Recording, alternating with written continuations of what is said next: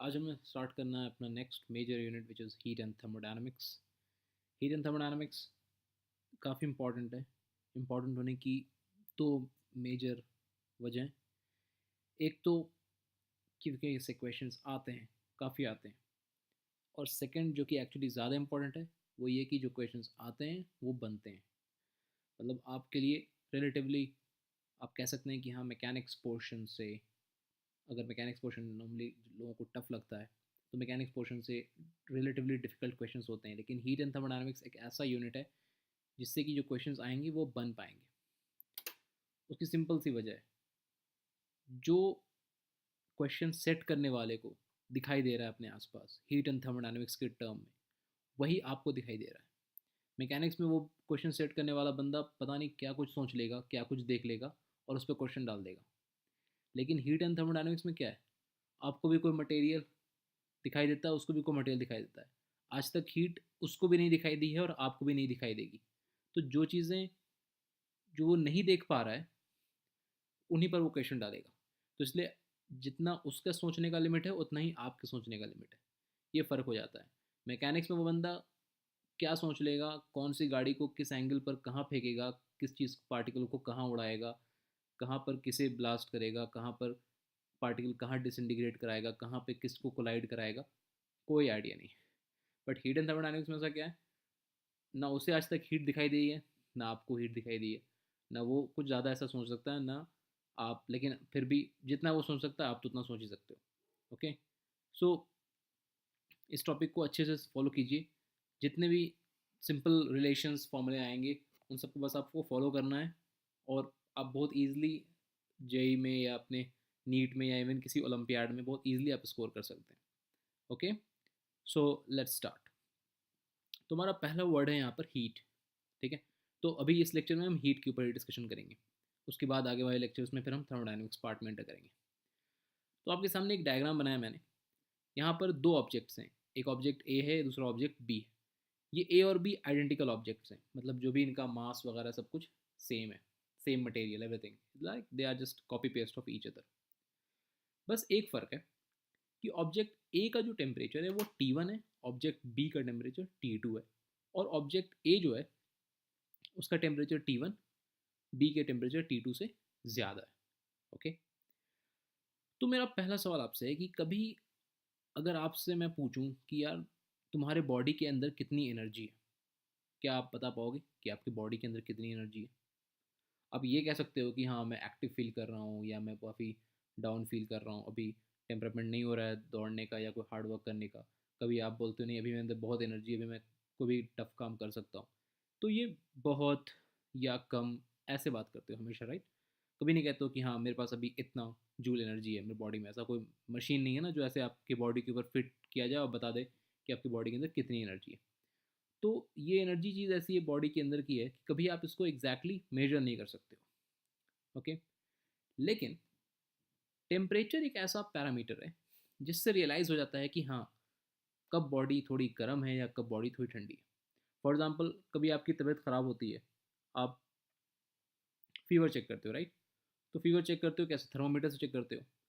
Thermometer से check करते हो तो आप क्या देखते हो कि अगर आपकी बॉडी का टेम्परेचर, जो हमारा स्टैंडर्ड बॉडी टेम्परेचर है कि 97 या 98 फ़ारेनहाइट के थोड़ा ऊपर अगर चला गया, तो 100 वगैरह क्रॉस हुआ, 101 क्रॉस चला गया, तो हम कहते हैं कि हाँ बॉडी में कुछ तो एबनॉर्मलिटी आ गई है, मतलब कुछ इशू है। दवाई वगैरह लेते हैं, ठीक हो जाते हैं। तो वो चेक हम कैसे करते हैं? वो चेक हम करते हैं यूजिंग टेम्परेचर। तो temperature is one strong parameter जो पूरी हीट एंड थर्मोडायनेमिक्स में इस्तेमाल होगा। That temperature actually reflects energy in a body.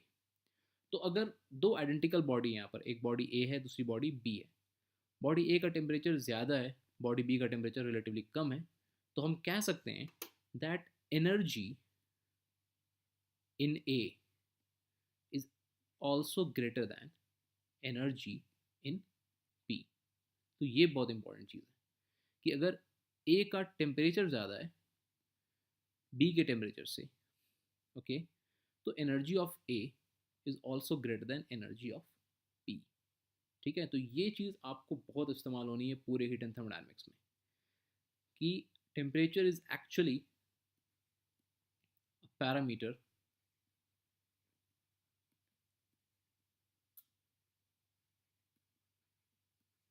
Energy inside a body.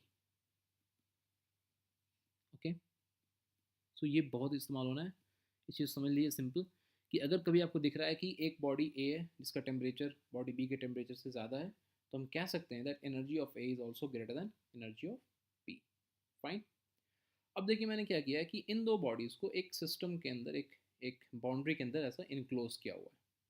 Okay, तो ये जो इनक्लोज किया हुआ है ये जस्ट ये शो कर रहा है कि इस बाउंड्री, ये ग्रीन बाउंड्री के बाहर ना कोई एनर्जी जाएगी, ना बाहर से कोई एनर्जी यहाँ पर आनी है। ओके, मतलब ये एक समझिए कि एक तरह का अपने आप में एक छोटा सा यूनिवर्स है, इसके बाहर कुछ जो कुछ भी है ना वो अंदर आएगा, उसको परमिशन भी नहीं अंदर आने की, ना अंदर से कुछ बाहर जाने की परमिशन है, ना ही वो कोई मटेरियल, कोई मास हो सकता है, कोई मैटर, ना ही किसी फॉर्म ऑफ एनर्जी।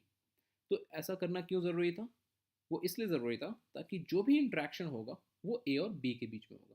ठीक है, यानी कि ए अगर अपनी एनर्जी लूज़ करेगा तो वो इसके अंदर ही रहनी है, बी भी अगर अपनी एनर्जी लूज़ या गेन करेगा तो वो इसके अंदर ही होनी है।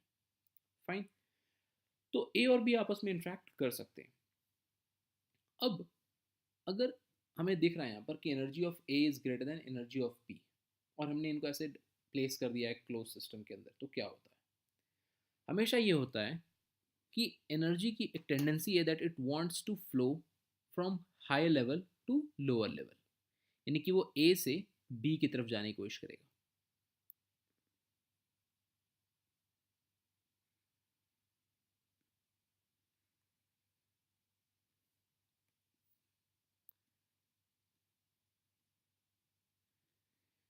तो energy will like to travel from A to B. ये जैसे आप समझिए कि जब अगर हवा है, हवा कभी क्या होता है, कहीं प्रेशर ज़्यादा हो जाता है, कहीं प्रेशर कम हो जाता है, तो हाई प्रेशर से लो प्रेशर की तरफ हवा बहती है हमेशा, तेज़ हवा, जो से तूफान या आंधी आती है उस टाइम पर। ये भी वैसे ही कुछ है कि एनर्जी जो है वो हमेशा उस बॉडी से बाहर निकलने की कोशिश करती है जहाँ पर ज़्यादा है, और उस बॉडी की तरफ जाने की कोशिश करती है जहाँ पर एनर्जी कम है। तो सवाल उठता है कि ये यहाँ से यहाँ ए से बी कब तक जाते रहेगी? जब ये ए से बी की तरफ जाएगी तो ए का जो एनर्जी का लेवल है वो क्या होना है? वो ऑब्वियसली कम होना है। और बी की एनर्जी का लेवल क्या होना है? वो ऑब्वियसली ज़्यादा होना है। तो एक पॉइंट ऐसा आएगा जिस पॉइंट पर एनर्जी ऑफ ए इतनी कम हो जाएगी और एनर्जी ऑफ बी थोड़ी बढ़ जाएगी कि दोनों एनर्जी सेम हो जाए। यानी कि उस पॉइंट पर क्या होगा? E A will be equal to E B. तो जैसे इन दोनों का एनर्जी लेवल सेम होगा, और चूंकि ये दोनों आइडेंटिकल ऑब्जेक्ट्स हैं, तुरंत साथ में क्या होगा कि जब ये प्रोसेस चल रहा होगा दैट हाई एनर्जी से लो एनर्जी की तरफ वो ट्रैवल हो रहा होगा, उसी टाइम पर ये क्या होगा साथ में कि जो टेम्परेचर है वो भी क्या होगा? ए का कम होगा, यानी कि T1 धीरे धीरे कम होगा और T2 धीरे धीरे बढ़ेगा। यानी कि इस टाइम पर क्या होगा? इस टाइम पर T1 will be equal to T2 to some temperature T, यानी कि T1 घट कर T तक पहुंचा होगा और T2 बढ़ कर के T तक पहुंचा होगा। T will be some temperature in between. Okay, तो ये प्रोसेस तब तक चलता रहेगा जब तक कि एक हमें क्या दिख रहा है, एक तरह का इक्विलिब्रियम दिख रहा है, ये सिचुएशन। तो ये सिचुएशन आपकी कहलाती है थर्मोडायनेमिक इक्विलिब्रियम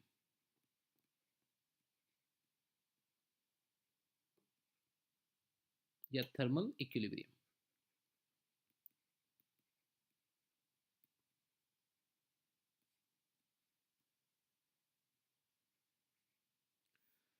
अब इतने डिस्कशन में अब तक कहीं पर हीट आया नहीं, एनर्जी की बात चलती रही कि एक बॉडी ए की एनर्जी कम होती गई, बॉडी बी की एनर्जी बढ़ती गई, एक उस टाइम तक जब तक कि ए की एनर्जी और बी की एनर्जी बराबर ना हो जाए।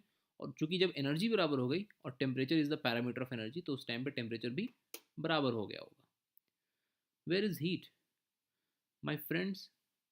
ये जो हीट है ये आपका यहाँ पर है, यानी कि वो फॉर्म ऑफ एनर्जी जो ए से निकलने के बाद और बी में इंटर करने से पहले इन्वायरमेंट में थी, that is called heat.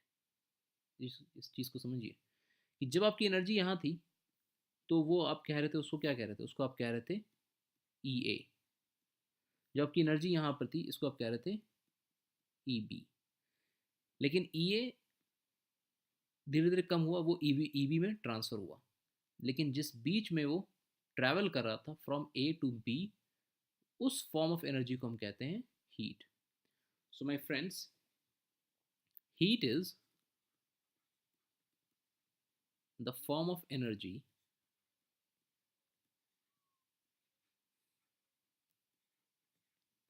That travels.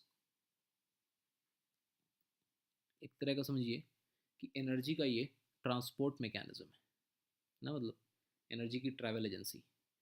कि एनर्जी को ए से बी में जाना है तो पहले किस फॉर्म में कन्वर्ट होता है, वो हीट के फॉर्म में कन्वर्ट होता है। फिर वो हीट के फॉर्म में ए से बी तक पहुंचता है और फिर बी में वो एनर्जी ऑफ बी बन करके स्टोर हो जाता है। तो heat is the form of energy that travels, that is actually heat. तो हीट बस एनर्जी का ही दूसरा नाम है। लेकिन जब एक बॉडी से दूसरी बॉडी में उसको पहुंचना है तो उस बीच में एनर्जी जिस फॉर्म को एक्वायर करती है उसी फॉर्म को हम कहते हैं हीट।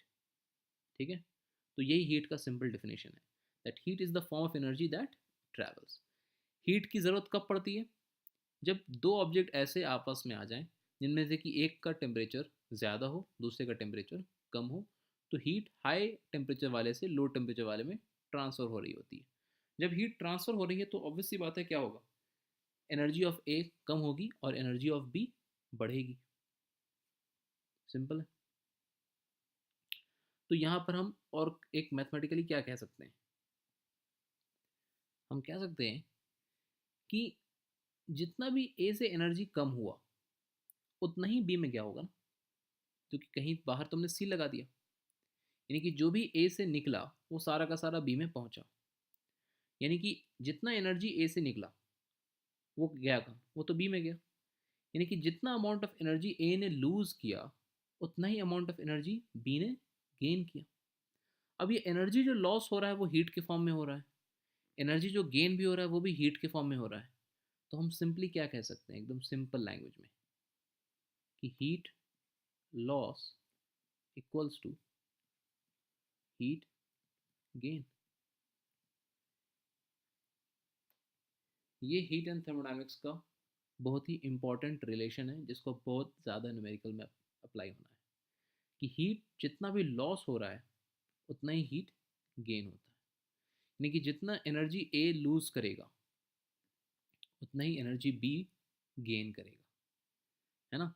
यानी कि इसको हम कैसे ले सकते हैं, हम ले सकते हैं कि change in energy A, magnitude of change in, change का मतलब डेल्टा से डिनोट करते हैं इसको हम, will be equal to change in energy of B.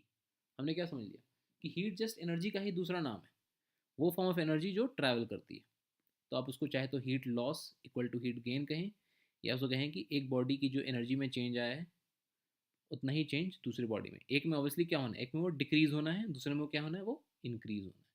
तो ये आपका बेसिकली हीट का एक छोटा सा टॉपिक है, कैलोरीमेट्री। ये उसका सबसे बेसिक रिलेशन है, मगर ये हर जगह अप्लाई होना है पूरे थर्मोडायनेमिक्स में। ठीक है, तो अभी मैं सिर्फ इस लेक्चर में फंडामेंटल जो बातें हैं वो आपको सारी बताने की कोशिश कर रहा हूँ कि हीट एक्चुअली क्या है, क्यों ट्रैवल करती है। हीट जब ट्रैवल करती है तो क्या होता है, एक की एनर्जी कम होती है, दूसरे की एनर्जी कहीं ना कहीं गेन हो रही होती है। तो एक तरीके से देखा जाए तो यहाँ पर law of conservation of energy ही है, ये कोई नई चीज़ नहीं है, बस एक डिफरेंट अप्रोच है। सवाल उस अप्रोच से आएंगे, हमको जवाब भी उसी अप्रोच से क्रिएट करना है, सॉल्व वैसे ही करना है मैथमेटिकली। तो अगर एक तरह से देखा जाए, जो आपने बहुत बार बचपन में सुना होगा कि energy is conserved, neither created not destroyed, तो यहाँ पर भी क्या हो रहा है, एग्जैक्टली वही तो हो रहा है कि सिस्टम की एनर्जी उतनी ही है, हमने रोक दिया है, ना कहीं बाहर से एनर्जी आएगी ना इससे एनर्जी बाहर निकलेगी। तो जितनी एनर्जी ए लूज कर रहा है उतनी ही एनर्जी बी गेन कर रहा है। मतलब एक से अगर 5 जूल एनर्जी कम हो रही है तो दूसरे में 5 जूल एनर्जी बढ़ रही है, एज सिंपल एज दैट। ठीक है, तो ये रिलेशन आप एकदम दिमाग में नोट कर लीजिए, heat loss equal to heat gain. Okay, तो आपके सामने ये जो है, ये मान लो कि चाय की एक कप है, which is let's say at around 75 degree centigrade. ठीक है, और ये जो आपको एक शेप दिखाई दे रहा है, ये आपका एक रूम है। और नॉर्मली रूम टेम्परेचर क्या होता है, अराउंड रफली 25 डिग्री सेंटीग्रेड। तो गर्म चाय की एक कप को लाकर हमने रूम में रखा, क्या होता है? आप सिंपली ऑब्जर्व करो क्या होता है, सोचो जस्ट क्या होगा। धीरे धीरे इसका टेम्परेचर कम होगा, मतलब आप थोड़ी देर के लिए नहीं पीते हो, 1 मिनट रुकते हो, 1 मिनट के बाद देखते हो कि इसका टेम्परेचर घट करके अराउंड लेट से 55 हो गया, 1 या 1.5 मिनट में। आप फिर अराउंड 3-4 मिनट रुकते हो लगभग, तब देखते हो कि इसका टेम्परेचर जो घट करके वो अराउंड लगभग 45 तक हो गया। फिर आपको 5 मिनट टाइप्स या 6-7 मिनट लगभग और रुकना होता है, 7-8 मिनट लगभग, तब जाके इसका टेम्परेचर जो है 45 से घट करके 30 तक होता है। फिर आपको बहुत देर रुकना पड़ेगा, 15-20 मिनट मान के चलो दोस्त, तब जाकर इसका टेम्परेचर समवेयर अराउंड 26-27 टाइप पहुँचेगा। तो ये जो पूरा प्रोसेस है, ये क्या है? This is your heat. ये जो गरम चाय की कप है, वो अपने आसपास क्या कर रही है? हीट रेडिएट कर रही है।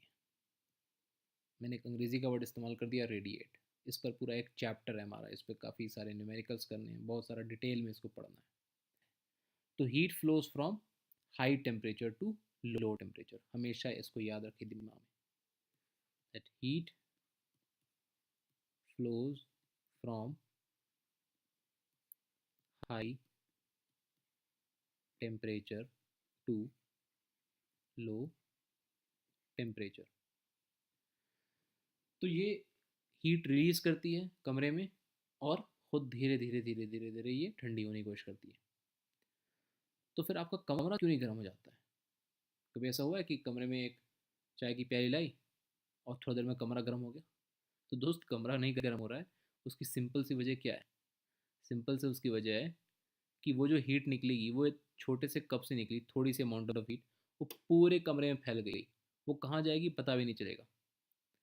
अगर इसी बात को मैं सेम एक बात को अगर दूसरे एग्जांपल से कहूँ, कि अगर आप एक, मान लीजिए, एक मंजिल के इमारत से या 2-3 मंजिल से नीचे गिरते हैं, कूद जाए, तो हमने क्या सीखा है कि ग्रेविटी आपको पुल करती है और आप भी अर्थ को पुल करते हैं, न्यूटन थर्ड लॉ। तो ज़मीन तो आपकी तरफ नहीं आती है ना, आप ही ज़मीन की तरफ आ जाते हैं। क्यों? क्योंकि ज़मीन बहुत भारी है, ज़मीन का बहुत ज़्यादा मास है। तो आप जितना फोर्स लगाएंगे ज़मीन पर, उतना ही ज़मीन आप पे लगाती है, लेकिन आपका मास बहुत कम है, इसलिए आपका एक्सेलेशन बहुत ज़्यादा होता है, ज़मीन का एक्सेलेशन काफ़ी कम होता है। सेम कंसेप्ट यहाँ पर है कि छोटी सी चाय कप से जो हीट निकलेगा वो पूरे रूम में जब डिस्ट्रीब्यूट होगा, तो उसके लिए पूरे कमरे को गर्म करना बहुत मुश्किल है। मगर फिर भी हम यहाँ पर देखेंगे अगले लेक्चर्स में कि ये मान लीजिए इसके बगल में मैंने अगर एक, लेट से, आइस क्यूब रख दिया होता, तो वो आइस क्यूब ज़रूर पिघल जाता इसकी हीट से। कितनी देर में पिघलता वो इम्पोर्टेंट है ना, कितना टाइम लगता है उसको। चाय कितनी देर के बाद कितनी ठंडी होती है, यानी किस रेट से वो ठंडी होनी है, यानी कि रेट ऑफ कूलिंग। तो ये छोटी छोटी चीज़ें, तो अगले पूरे लेक्चर्स में हम जो हीट हमने समझा है, हीट की बेसिक वाले हमने बातें क्या समझी, कि heat is a form of energy that travels, heat flows from high temperature to low temperature, and law of conservation of energy is here applied. That's why heat loss equal to heat gain. ठीक है? तो ये सारी चीज़ें हम, ये हमारा basic introduction हो गया हीट का। नेक्स्ट लेक्चर ऑनवर्ड्स हम हीट के डिटेल डिस्कशन में ओवर द न्यूमेरिकल्स इंटर करेंगे। Okay, bye, take care.